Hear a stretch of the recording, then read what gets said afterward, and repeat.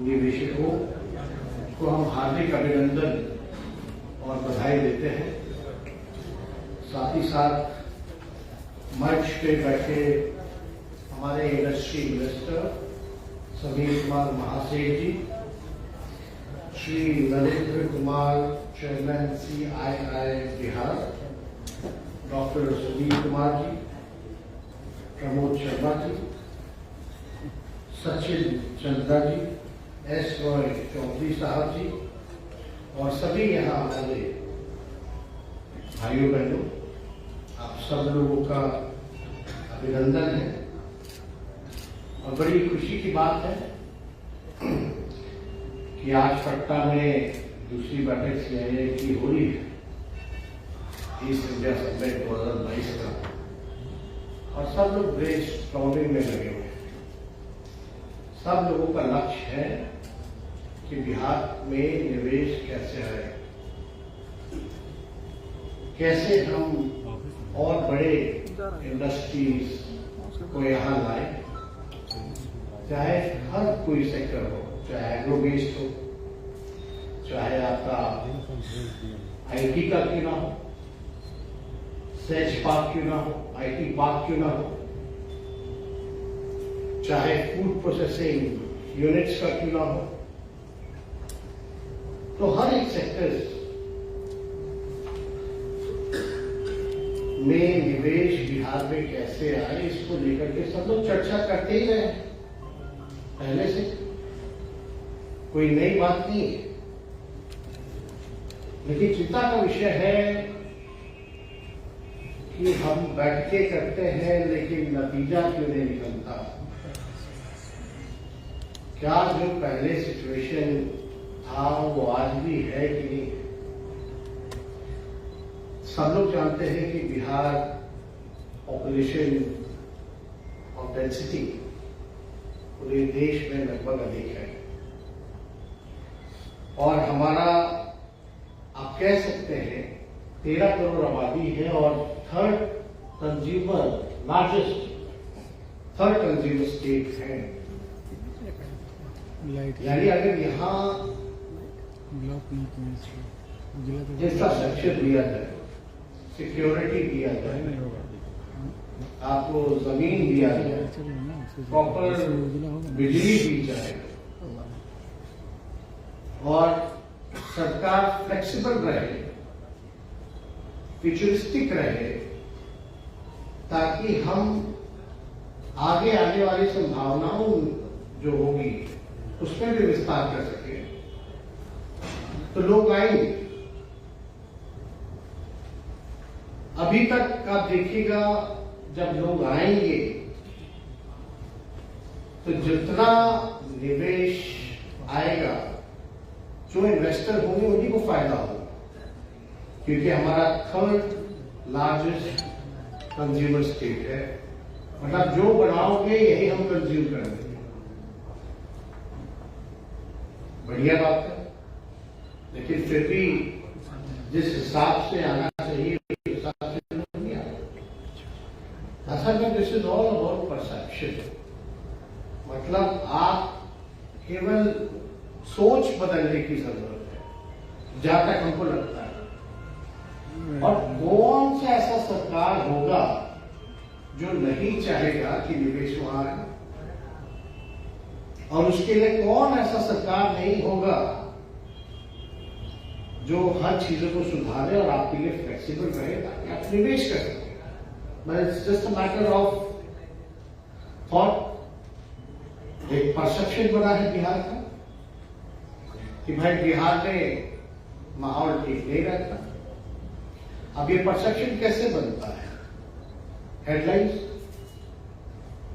एक माइंडसेट है, और उस माइंडसेट के लोग नहीं चाहते हैं कि बिहार में निवेश। अब as an example, Bihar socially और पॉलिटिकली बड़ा हुआ है।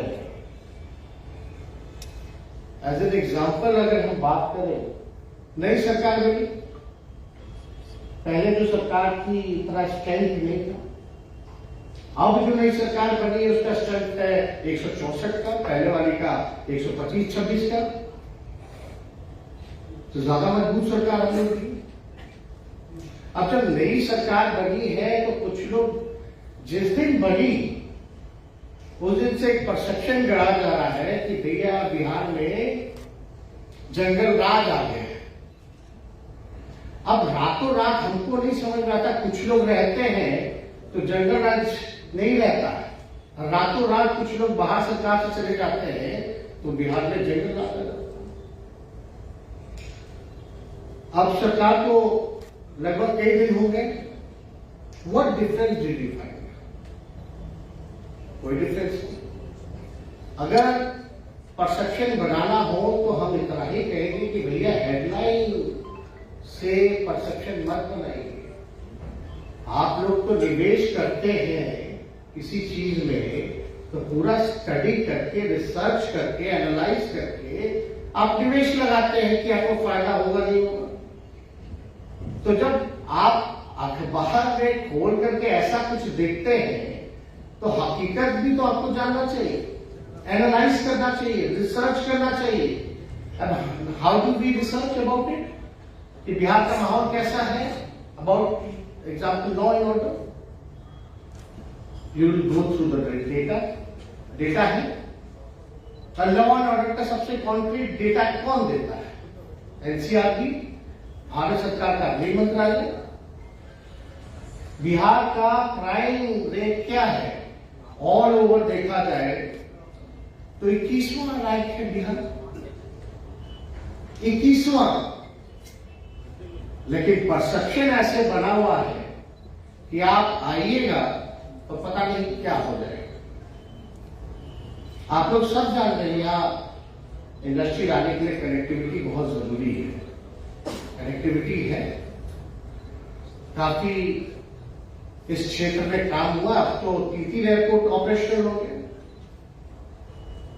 पहले से बोधगया चलता था, पटना चलता था, अब दरभंगा भी आ गया।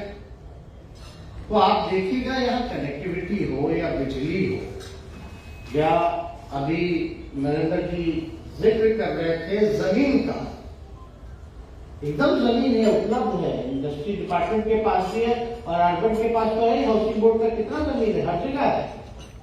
हमने रिव्यू मीटिंग किया, हमने बताया कि भाई चाहे पटना मास्टर प्लान जो है पटना शहर का, हमको उसमें कोई इम्प्लीमेंटेशन उस हिसाब से नहीं होता है जिस हिसाब का प्लान बना हुआ है, केवल रखा हुआ है। हमने बोला कि भाई शहर तो बढ़ेगा ही बढ़ेगा और शहर में आबादी भी बढ़ेगी, तो हम उसको देखते हुए हमारा क्या प्लान है। मतलब यहां होता क्या है, बिल्डिंग पहले बन जाती है, बाद में रोड और नाला बाद में पहुंचता है। तो ये स्थिति को हमको सुधारना है। हमको थोड़ा फ्यूचरिस्टिक होना होगा, भविष्य को देखते हुए एक रोड मैप बनाना पड़ेगा जिसका डिस्कशन हम लोग सब लोग करते हैं। हम लोग भी हैं, सब लोग हैं कि भाई हमको पता है कि हमारी आबादी बढ़ेगी, शहर का फैलाव होगा, तो वहां हम पहले इंफ्रास्ट्रक्चर क्यों नहीं पहुंचाते। तो इस दिशा में हम लोग जो है कई पॉलिसीज में अगर अमेंडमेंट करने की जरूरत पड़ रही है तो I have given instruction to our principal secretary of the department. हम लोग चाहते हैं क्लस्टर वाइज हो, जितना इंडस्ट्री है क्लस्टर वाइज जो है वो होना चाहिए। और जो भी आप इंफ्रास्ट्रक्चर आप बनाइएगा शहर के फैलाव को लेकर के, रेसिडेंशियल अलग, कमर्शियल अलग, ये सारी चीजें जो है अलग अलग होनी चाहिए। तो इस चीज को लेकर के हम लोग गंभीर हैं। ये सरकार आदरणीय श्री नीतीश कुमार जी के नेतृत्व में बनी है और हम लोगों की जिम्मेवारी है कि मिलकर के जो है इन सारी चीजों को हम लोग सुधारने का काम करें। लोग कहेंगे भाई Bihar is a backward state, landlocked state है, बाढ़ और सुखाड़ यानी फ्लड और ड्रॉट से हमारा परेशानी रहती है। प्रॉब्लम तो है, चैलेंजेस तो है, लेकिन जब तक हम लोग एक पॉजिटिव माइंडसेट के साथ और एक स्ट्रॉन्ग विल पावर के साथ अगर हम लोग आगे नहीं बढ़ेंगे तो आप यथा स्थिति जो है वैसी बनी रहेगी। कोई ना कोई, सब लोग, अगर कोई एक व्यक्ति तो बदलाव नहीं ला सकता। गलत फहमी में हम लोग नहीं रहे। कुछ लोग सोचते रहते होंगे कि भाई एक आदमी जो है देश को बदल देगा, ऐसा नहीं है। इसमें सब लोगों की सामूहिक जिम्मेवारी है। आज बताइए, बिहार में ही नहीं, देश में सबसे बड़ा मुश्किल काम क्या है? कोई बता दे। सबसे बड़ा मुश्किल काम हमको जो लगता है, लोगों को नौकरी और रोजगार देने का है। आज क्या स्थिति हुई? कोरोना में जो हुआ सो हुआ। कई स्मॉल स्केल डिमोनेटाइजेशन में क्या हुआ, ये सब लोग भूल गए। कौन सी पॉलिसी अच्छी है, नहीं है, इस पर कोई चर्चा नहीं। आज सब कोई चुप है।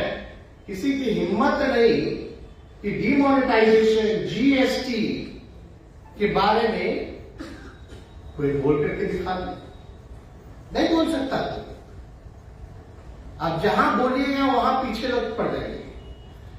कौन कौन तरह तरह का तंत्र आएगा आपके इंडस्ट्री को बर्बाद करेगा। अब तो हम लोग तो देखे कोरोना में टेक्सटाइल इंडस्ट्री का क्या हुआ पूरे देश भर में। चैलेंजेस है, लेकिन हम इतना जरूर आप लोगों को कहेंगे कि आप सब लोगों के बिना बिहार आगे नहीं बढ़ सकता। और बिहार अगर आगे नहीं बढ़ेगा तो हमारा देश आगे नहीं बढ़ेगा, हमारा देश विकास नहीं कर पाएगा। और हम लोग पढ़ाई, दवाई, कमाई, सिंचाई, सुनवाई और कार्रवाई वाली सरकार, ये हमारा एजेंडा है। हम लोग हर एक क्षेत्र में इस चीज को गंभीर न देखें। अभी रोजगार को लेकर के चर्चा हो रही है, नौकरी को लेकर के चर्चा हो रही है। रोजगार और सरकारी नौकरी में बड़ा अंतर है, लेकिन हम फिर भी हम लोग जल्द ही हम लोग बिहार के लोगों को सरकारी नौकरी भी देने जा रहे हैं और हम लोग रोजगार की व्यवस्था करेंगे। लेकिन जब रोजगार की जब व्यवस्था कराएंगे तो मैन पावर का है, वो बाहर जा रहा है। सब लोगों ने डिस्कस किया, चाहे एजुकेशन हो, हेल्थ हो, पढ़ाई के लिए, दवाई के लिए, रोजगार के लिए लोग बाहर जाते हैं। बाहर पैसा खर्च होता है और बाहर ही रह जाता है। यानी बिहार में जो आना चाहिए वो आता नहीं है, बल्कि और जा रहा है। अब इस चीज को हम लोग कैसे रोकें? लेकिन अब जितना कॉर्पोरेट सेक्शन भी है, इंडस्ट्री सोसाइटी भी है, आप लोग देखिएगा भाई पर्टिकुलर जगह ही जाना चाहता है। नए स्टेट, जो बैकवर्ड स्टेट है, जो प्रोग्रेस करना चाह रहे हैं या कर रहे हैं, वहां नहीं आना चाहते, क्योंकि कहीं ना कहीं से एक माइंडसेट जो है वो ब्लॉक में है। अब आप बताइए कि हमारा बिहार का जियोग्राफिकल हर जिले का अलग है, और हमारे बिहार में अगर जाइएगा तो अलग अलग जिला अलग अलग अपॉर्चुनिटी आपको देगा, अलग अलग प्रमंडल अलग अलग अपॉर्चुनिटी देगा। मिथिलांचल में चले जाइएगा, फॉक्सटेल्स जिसको मखाना कहते हैं, अमेरिका में कितना बड़ा डिमांड है इसका। पैकेजिंग होती है, वहां प्रोसेसिंग या है नहीं, पंजाब में होती है, सारा चला जाता है। और मखाना फोड़ने के लिए हमारे मजदूर लोग, एक पर्टिकुलर टाइम होता है जब फोड़ना पड़ता है। आजकल पूर्णिया के इलाके में भी मखाना जो है ज्यादा हो गया उत्पादन, इतना मेहनत लगता है, लेकिन उनको मिलता क्या है? हमारे राज्य को क्या मिलता है? हमारे राज्य के लोगों को क्या मिलता है? मेहनत हम करें, हम उत्पादन करें, हम मलाई कोई और खाए। तो अब तो ऐसा नहीं चलने वाला। मान लीजिए आप हमारे हाजीपुर साइड में आ जाइए तो वहां केला है, मालभोग केला भी है, चिनिया केला भी है, सिंगापुरिया केला भी है, और वन ऑफ द एशिया में आपको लार्जेस्ट प्रोड्यूसर में है। लेकिन केला ऐसा चीज है कि उसके स्टेम से लेकर के उसके लीफ से लेकर उसका फ्रूट हर चीज में उसका उपयोग है। लेकिन कोई ऐसी इंडस्ट्री नहीं। मुजफ्फरपुर चले जाइए तो लीची है, आप उधर चले जाइएगा कोसी साइड तो मेज है, मक्का है, तो सारी चीजें हैं। और चंपारण साइड में चले जाइएगा तो लेदर का एक से एक सारी चीजें हैं जो आजकल और भी जो बैग जो कपड़े का बन रहा है या क्या चीज का बन रहा है, वहां बहुत सारी चीजें स्कोप है। तो अलग अलग बिहार के जिले में कमिश्नरी में अलग अलग अपॉर्चुनिटी देता है। अब इसको आइडेंटिफाई करना आप लोगों का काम है और आप लोग प्रपोजल बनाइए, हम लोग तो चाहते हैं। और बिहार एग्रो बेस पे तो बहुत बढ़िया कर सकता है, काफी अच्छा कर सकता है। कई ऐसे देश हैं जिनको ताजा सब्जियां चाहिए। कौन सा ऐसा देश है? कुवैत है, मिडिल ईस्ट के हैं। हम समस्तीपुर चले जाइए या बिहार जो है, अभी बताइए ना तरह सब्जी जो चौथा लार्जेस्ट प्रोड्यूसर है, फिर बिहार से सब्जियां रातों रात हम भेज दो, ट्रेन आएगा, भेजो मिडिल ईस्ट में भेजो। तो एक माहौल बनाने की जरूरत है। एक परसेप्शन को जो है हम लोगों को तोड़ना है, जो माहौल जो बनाया जाना है। अभी माहौल बनाने से क्या होता है कि भैया लोग जो है कंफ्यूज हो जाते हैं, लोगों का धीरे धीरे ब्रेन जो है उसको वॉश किया जाता है। तो इन सब चीज से हम जरूर कहेंगे कि आप लोग होशियार होंगे, इस चीजों से हम लोगों को बचने की जरूरत है। बाकी आप लोग जानते ही हमारी पॉलिसी क्या है, आपसे बेहतर आप ही लोग जानते होंगे। टैक्स इनिशिएटिव को लेकर के या आपका जितना भी पॉलिसी रिलैक्सेशन को लेकर के है, या हमारा सिंगल विंडो जो है पॉलिसी, सारी चीज है। स्टार्टअप योजना है, एंटरप्रेन्योर्स का है, सारी पॉलिसी से आप लोग अगर, तो इसलिए हम जरूर चाहेंगे कि भाई हम लोगों को कम से कम प्लग एंड प्ले डेस्टिनेशन जो है उसको अपनाने की जरूरत है। चाहे आईटी सेक्टर में हो या अलग अलग क्षेत्रों में हम लोग ये कर सकते हैं। जितनी अपॉर्चुनिटी है अलग अलग बिहार में, वी शुड फोकस। हम तो चाहेंगे कि इंडस्ट्री मिनिस्टर जो है खुद समीर महासेठ जी हैं, तो हम तो चाहेंगे कि भाई इस चीज में जो है जरा ध्यान दें और प्लग एंड प्ले डेस्टिनेशन जो है उसको हम लोगों को जो है वो डेटा सेंटर इनेबलिंग करना हो तो हम लोग करें, ये बहुत जरूरी है। इन सारी चीजों का हम लोगों को ध्यान देने की जरूरत है। और हमको तो बड़ी खुशी होगी कि आप लोगों का जो राय है रिपोर्ट हमको भी भिजवा दीजिएगा, ऑफिस समीर जी को भी भिजवा दीजिएगा। Will see what is feasible and practical to do to implement and will definitely try and do our best. Because हमारा तो लक्ष्य, हम तो खुद नौजवान है और हम समझ रहे हैं कि बिहार में रोजगार की कितनी बड़ी प्रॉब्लम है। अगर ये सारा व्यवस्था हो जाए तो नौकरी के अलावा आप कितने लोगों को बिहार में रोजगार दे सकते हैं आप समझ लीजिए। और जब बिहार में रोजगार मिलेगा तो बिहार का पैसा बिहार में खर्च होगा, और बिहार का पैसा होगा तो बिहार को रेवेन्यू मिलेगा। हम और बेहतर अस्पताल बना सकते हैं, हम और बेहतर एजुकेशन हब बना सकते हैं। तो ये सारी चीजें जो है हम लोग करें। और हम लोग अभी कुछ दिनों में हम प्रेजेंटेशन मंगाए हैं भाई, क्लस्टर वाइज जो है कहाँ क्या होना चाहिए, एजुकेशन हब का होना चाहिए। इस चीज में हम लोग अभी से ही प्लान करने में लगे हैं, कहाँ अमेंडमेंट करने की जरूरत है। तो ज्यादा कुछ ना कहते हुए आप सब लोग यहाँ उपस्थित हुए और काफी देर से आप लोग चर्चा कर रहे हैं।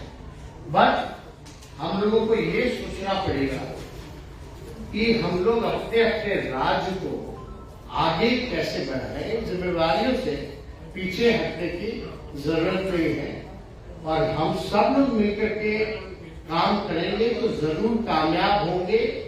और एक लोगों का थॉट है कि बिहार में इंडस्ट्री नहीं आ सकती है, इसको हम लोग जरूर मिलकर के बदलने का काम करेंगे।